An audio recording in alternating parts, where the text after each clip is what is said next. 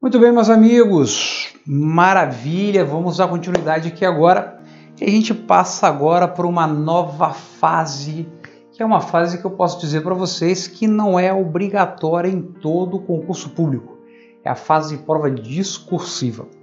A fase de prova discursiva, o primeiro ponto que tem que ficar claro aqui para vocês, é que essa fase de prova, ela pode ser por meio de questões discursivas, onde você vai responder as questões, como uma peça, como por exemplo um texto, uma redação, se engloba de certa maneira no conceito de prova discursiva. Tá legal? Bom, qual que é o objetivo da prova discursiva? Ao contrário da prova objetiva, cujo objetivo é medir o conhecimento do candidato em extensão, o objetivo da prova discursiva é medir o conhecimento do candidato em profundidade, porque eu pergunto determinado assunto para ele, dentro da temática do edital, que pode ser a mesma da prova objetiva, como ela pode ser reduzida, tem que ficar atento a isso, e ali ele tem que desenvolver aquilo que foi questionado na pergunta, tá legal? Bom, prós e contras da prova discursiva. A parte positiva é que a gente analisa como que o candidato ele tem o desenvolvimento na escrita, na forma de se expressar, né, na maneira como ele vai desenvolver as atividades que são escritas também. Agora, a parte extremamente negativa é que, em regra, não existe, né, nos concursos públicos uma chave de correção adequada, não existe um padrão de correção, fazendo com que acabe que, a depender do examinador que vai pegar a sua prova, ele analisa e te dá 2 e o outro que pegou a prova sua também, vamos imaginar, mas com outro nome, dava 8. Então, um grande problema aí que a gente tem que questionar na justiça é verificar se a prova discursiva ela teve um padrão de resposta, ou seja, havia uma resposta esperada para aquela questão? Ponto 1. Beleza. Havia. Quanto valia cada tópico daquela resposta esperada? Isso, inclusive, tem que ser apresentado na prova, para você saber o que vale mais ou vale menos. E aí, o mais importante, eu tenho que colocar, eu tenho que informar, e isso quase ninguém presta atenção nisso e aceita numa boa. E veja, é uma coisa absurda. Eu tenho que dizer para você, candidato, a título de que eu tirei ponto seu. Então, se a tua prova valia 10, eu tirei 5 ou 6, eu lhe subtraí 4 pontos. Minha pergunta é, você tirou esses 4 pontos, você me penalizou com a subtração desses 4 pontos a título de quê? Onde eu errei? Porque, em regra, se você parar para analisar, a maioria das provas discursivas simplesmente vem só a nota. E você, quando vai recorrer, você vai confirmar comigo agora. Quando você recorre, você simplesmente justifica a sua resposta. Você não combate, de certa maneira, os motivos que ensejaram a diminuição da sua nota. Então perceba que isso é uma coisa tão comum que a gente nem para pensar. Então olha só, a prova discursiva ela tem que ter uma chave de correção. A prova discursiva, de cara já, tem que apresentar quanto vale cada questão.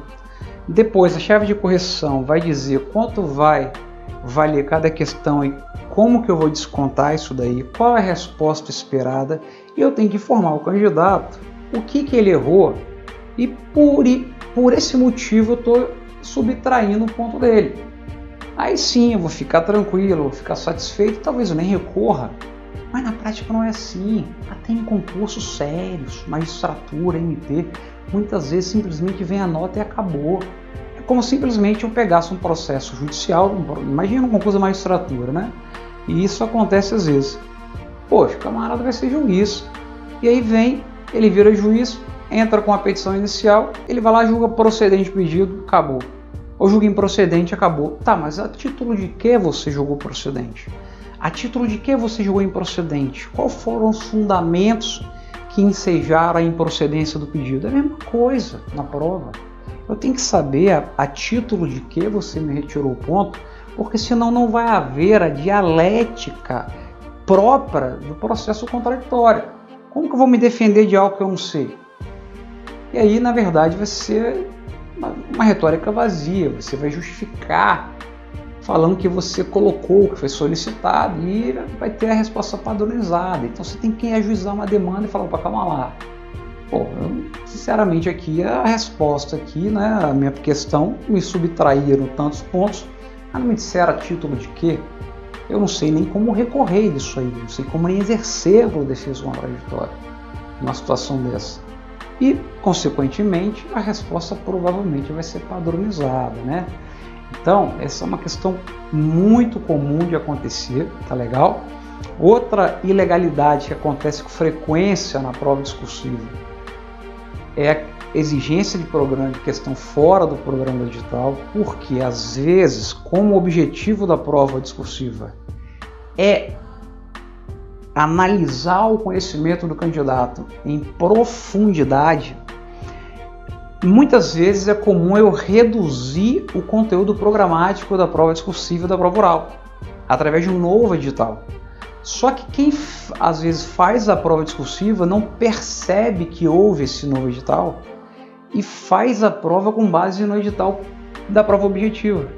E aí, meu amigo, um abraço. E agora, Alessandro, como é que faz? Você vai chegar e vai demonstrar que a exigência, o que foi cobrado a título de prova discursiva, não estava previsto no edital. Meu amigo, a verdade é essa. Da mesma maneira que a prova objetiva. Cobrou a questão fora do edital, anula e atribui a pontuação máxima ao candidato. Acabou. Já tive caso desse, o candidato ganhou 30 pontos e foi nomeado. Vejo isso com frequência. Prova oral anulou e deu nota máxima ao candidato. Às vezes a gente está por fora do mundo dos concursos. É muita coisa, porque não tem lei, é jurisprudência. Você tem que estar por dentro, mas eu vou dizer, claro, não vou querer que se comparar você comigo, porque eu vivo disso, faço isso o dia inteiro. Né? Estou todo dia vendo jurisprudência, eu tenho sistemas que eu desenvolvi que buscam jurisprudência, está tudo organizadinho, então eu sei como pensa cada desembargador, ministro, e vejo que na verdade não tem muita coerência às vezes ele dá favorável, às vezes contra situações idênticas, né? Então você tem que fazer um bom trabalho, despachar, conversar, isso é muito importante, tá legal? Então isso, por incrível que pareça, por falta de organização, às vezes é cobrado questão fora do edital e você tem que chegar lá e mostrar isso e pedir anulação. Compara com outro edital, da mesma banca, mesma técnica da prova objetiva e pede anulação da questão, ok? Ah, Alessandro, mas aí com essa nova questão eu vou passar a ter 20, 30 pontos a mais, eu vou preterir o candidato que está na minha frente. Calma, meu amigo, não existe preterição judicial. Então, se você estava na posição 100 e passou para 20, em decorrência de uma ordem judicial, isso não é preterição. Tecnicamente, preterição que é proibida é quando a administração, sim, ela vai e passa um candidato na frente do outro indevidamente. Agora, se o judiciário reconhece uma ilegalidade, atribui o ponto ao candidato e, consequentemente, ele passa à frente de outros, e principalmente no cadastro de reserva que não há necessidade de litisconsórcio, veja, isso não é preterição. Atenção para não achar que vai tumultuar tudo, não vai tumultuar nada. Legal? Cobrança de conteúdo cuja a matéria ela é divergente. Mesma coisa, né? Uma prova discursiva. Você vai desenvolver sobre um tema. Vamos imaginar o seguinte, aquele caso que eu falei para você, né? Faça uma redação sobre, por exemplo, os elementos do ato administrativo. Veja, tem controvérsia. Celso Antônio entende que tem 2. Os demais autores entendem que tem 5. E aí a pergunta é, qual a resposta correta? O certo, segundo a jurisprudência alemã, ou seja, as mais tops, mais avançadas, é admitir as respostas possivelmente sustentáveis.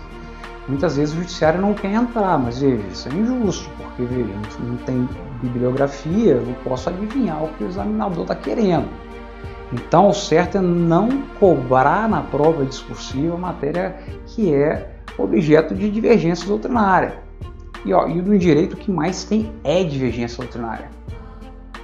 E às vezes eu não coloco a título de que eu quero cobrar o assunto e a lei ela é num sentido, a doutrina em outro e a jurisprudência em outro. E aí? Eu vou responder com base em quê?